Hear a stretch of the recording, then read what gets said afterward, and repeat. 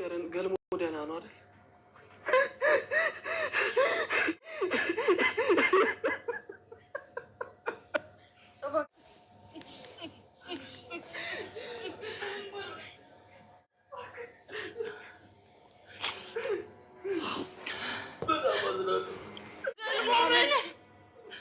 ወንበሯ አልጠፋ እንዴ?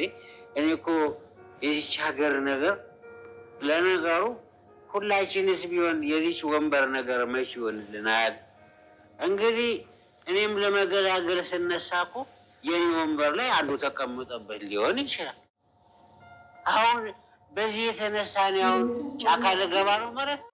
ጫካ ከገባው ላይ ቀር ማለት ነው የወንበሩን ብቻ ሳይሆን የጠረጴዛውን ጉዳይ ራሱ አስብበታል። ዛሬ በጣም ትልቅ ጉዳት ደርሶበታል። ግን የሚገርመው ነገር ምን እንደሆነ እንኳን ወይም ደግሞ የደረሰበት ነገር ምን እንደሆነ እስካሁን ማወቅ አልተቻለም። ቤተሰቦቻችን በሚገርም ሁኔታ እንግዲህ እንደተለመደው የተለምዶውን ከጓደኞቹ ጋር ጊዜ አሳልፎ እንግዲህ ወደ በሰላም ሲመለስ ነው እንግዲህ ዛሬ ይሄ ችግር የገጠመው። እንግዲህ እንደታሰበውና እንደተፈራው ከሆነ የመኪና አደጋ ደርሶበታል ተብሎ ነው የተገመተው። ግን ምን አይነት ጉዳት እንደደረሰበት አልታወቀም። የሚገርመው እንግዲህ አብርሽም ሄዶ ነበረ፣ ወደዛው ቀጥሎ ሄዶ ነበረ። ግን ምንም አይነት ነገር መረጃ ይዞ አልመጣም፣ ወይም ደግሞ ያገኘው ነገር የለውም ማለት ነው። ቤተሰቦቻችን ምን እንደተፈጠረም እያወቀ አይደለም። ያው ሄዶ ነበረ፣ ግን ተመልሶ ነው የመጣው። ተመልሶም ሲመጣ ምንድነው የደረሰበት የሚለውን ነገር ማወቅ አልቻለም። ሲሄድ ግን የሚገርመው መንገድ ላይ የኪሱን ዋሌት ወይም ደግሞ የኪሱን ቦርሳ አግኝቶታል። የኪሱን ቦርሳ እንግዲህ አግኝቶ እሷን ይዞ መጥቷል። ግን እሱ እጁ ቦርሳው ማነው የኪስ ቦርሳው ወይም ደግሞ ዋሌቱን ሲያገኛት በጣም በከባዱ ደም ተጠቅልቆ ነበረ።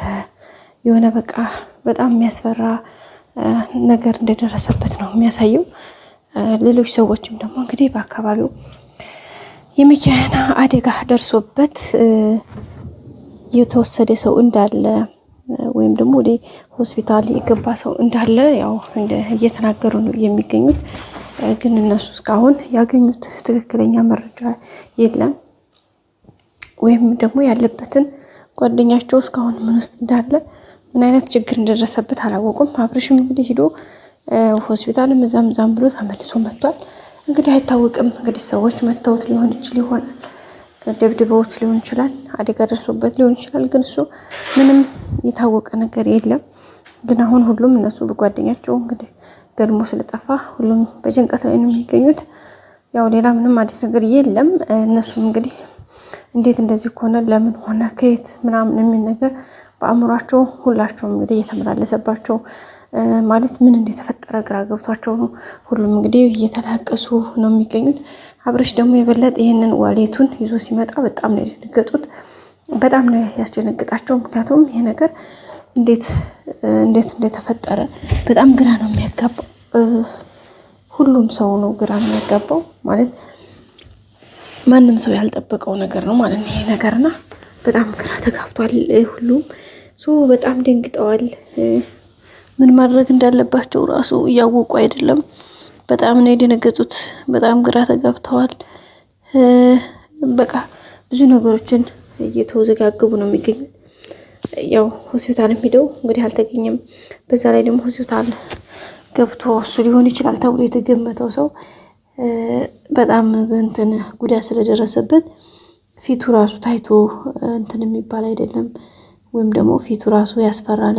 በጣም የተጎዳ በደም ምናምን ያለ ስለሆነ እስካሁን አልታወቀም ማለት ነው። ማለት የሆነው ነገር ግራ አጋብቷቸዋል። ስለዚህ ያለው ነገር እንግዲህ በጣም አስቸጋሪ ነው። ነገር ይሁን ለማስተካከል እንግዲህ እየሞከሩ ነው። የሆነውን ነገር ለመረዳት እነሱም የሚችሉትን ነገር እያደረጉ ነው የሚገኘው። ወንድማቸው እንግዲህ አብሯቸው ጓደኛቸው በቃ ብዙ ነገራቸው ነው እንግዲህ ገልሞ ማለት ለቤቱ በጣም ትልቅ ዋስትና ያለው ነው። በተለይ ደግሞ የግሌ በጣም ውስጧ ተረብሿል። ምክንያቱም ያው ከቅርብ ጊዜ ወዲህ እንግዲህ ለገልሞ ያላት ስሜት በጣም የተለየ ስሜት ነው። እንግዲህ ቀድማም ስትለው ነበር እባክህ እንደዛ አታድርግ፣ ድንገት እንደሰከርክ መኪናስ ቢገጭህ የሆነ አደጋስ ቢደርስብህ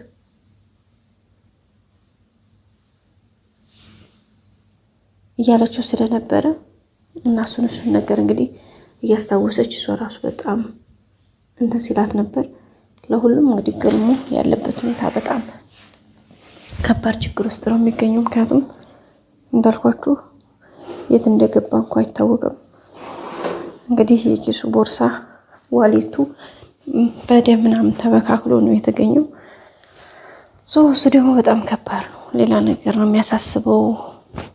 ምንም የተገኘ ሌላ ተጨማሪ መረጃ የለም። እሱ ደግሞ በጣም ነገርዮሹን ከበድ አድርጎታል። እነሱ እንግዲህ እየተጨነቁ ነው። ኢንፎርሜሽንን በሚችሉት ነገር እያጣሩ ነው የሚገኙት። ብዙ ነገሮችን ለማድረግ እየሞከሩ ነው። ግን ያው እስካሁን ምንም ያገኙት አይነት አዲስ ነገር ወይም መረጃ የለም።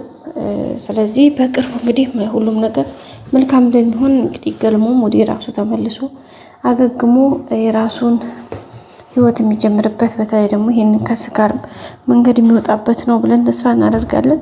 አንዳንድ ፈተናዎች ሲመጡ ለበጎ ናቸው። ምክንያቱም ምናልባትም እነዛ መጥፎ መንገዶች በጎ ነገርን ሊያመቻቹ ስለሚችሉ ማለት ነው። ስለዚህ አንዳንድ ነገሮች ፈተናዎች ሲመጡ ለምን አይባልም። ምናልባትም እግዚአብሔር እነዛ ፈተናዎች ወደኛ ሲመጡ አብሯቸው እኛን ለማስተማር እኛን ለመምከር ለመገሰጽም ሊሆን ስለሚችል ማለት ነው። ስለዚህ እንግዲህ ምናልባት ገልሞም ይሄ ነገር የደረሰበት ካለበት ይሄ መጠጥ ሱስ ለመውጣት በዛ ላይ ደግሞ የግሌ እንደምታውቁት አሁን ላይ ከሱ ጋር ያላት እንትን ቀረብ ያለ ነውና እሱንም ነገር የበለጠ ግንኙነታቸው እንዲጠብቅ ሊያደርግ ይችላል ብለን እናስባለን። በቀጣይ አዲስ ቪዲዮ እስከምንገናኝ ሰላም ቆዩ ቤተሰቦቻችን። ላይክ አይረሳ። መልካም ጊዜ